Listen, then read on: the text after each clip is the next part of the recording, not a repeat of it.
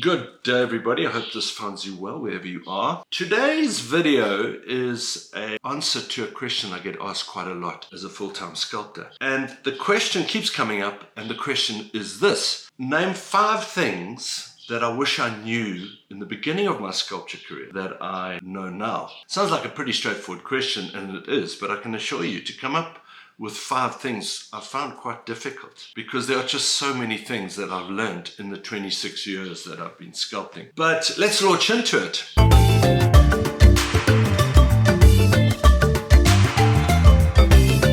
So the first thing that I would say is that choose your subject carefully. Make sure that the subject you choose to sculpt is something that you feel you can do justice to, something that you feel you can portray the best way you want to, but do it in a way that you want to do it. Obviously, when it comes to a commission and somebody comes to, in my case, and for instance, they want a cheetah, or they want a leopard, or they want a dog, or they want a cat, it doesn't matter what it is, you then don't have a choice. But as a rule, when you are sculpting and you're beginning to sculpt, you will say, I want to sculpt this. But choose it carefully, because that will often determine how successful that actual piece is. Point number 2, once you've decided on what you're going to do, research the subject that you are going to sculpt and do lots of research. I've been very fortunate that I've spent 20 years in the bush as a guide, and a lot of my research was done then. As a photographer, I learned to read animals' movement in order to get the photograph, and that has definitely helped me today as a sculptor, helping me study the animals, studying their movement, and that has remained, fortunately, in my memory bank.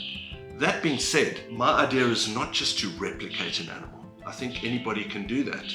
What I try and do, and I encourage everyone to do, is instead of just creating let's say a cheetah, research the cheetah. Try and understand its movement, its anatomy, its environment, its attitude, its threats, strong points, its weaknesses, and try and understand that so that you can breathe that knowledge into the sculpture itself. Because once again, do we just want to replicate an animal? Do we just want to look at a picture and say, that's a cheetah, I'm just going to replicate the cheetah? That can be done, but my advice to everyone is try your level best to understand that animal. And the only way you can do that is by researching the subject. Number 3, take your time to gather your reference material. Reference material is the material that you're going to use when you're actually sculpting it, that you're going to refer to, so that you get a good representation of the animal in the final product. Now obviously, if you're completely an abstract artist and you are just putting down your ideas and you're just launching into the piece, that's fine. But if you're wanting to do justice to a piece and you're trying to replicate the animal as close as it possibly is in real life, you're going to need reference material. Take your time.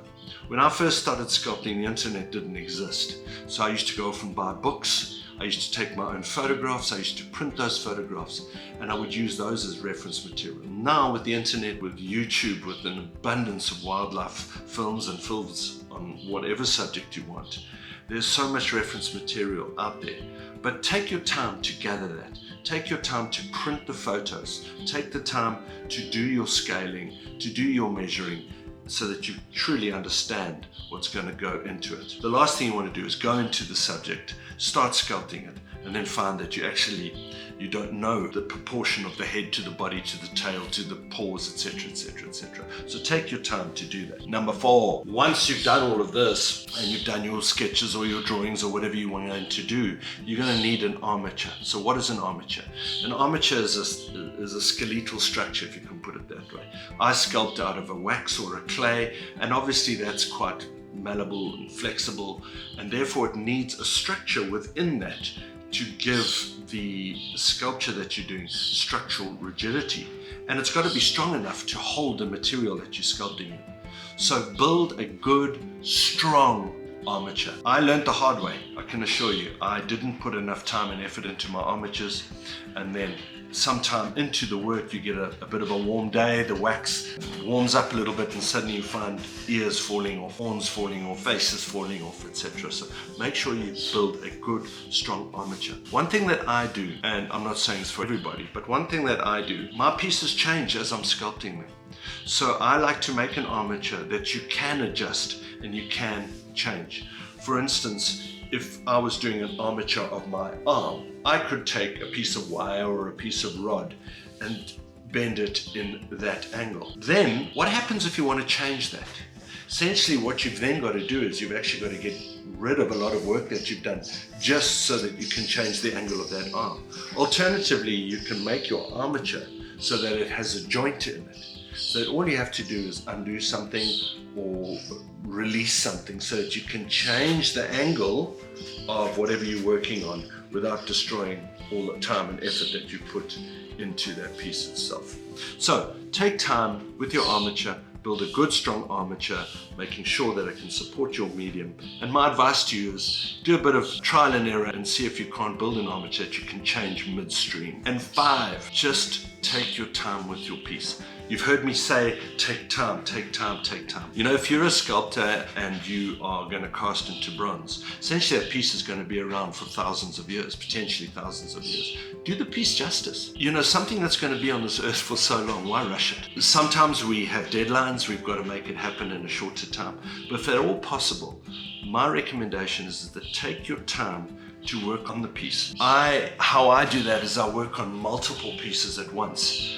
And that enables me to jump from one piece to the next. Also, you'll find what happens is that you may get a bit of writer's block, so to speak, or artistic block, where you'll be working on a specific animal and it's just not working. You're not getting the movement or the attitude, or you're not being able to breathe some of its environment into the piece. Step back, literally and figuratively. Step back from the piece. It could be an hour, a minute, a day, a month, a year. Step back, take your time, and you'll find that if you do that, in that time that you've taken off, you'll come back to the piece and that problem which you had, it will be non-existent. Anyway, folks, I hope that was helpful in one way, shape or form for you.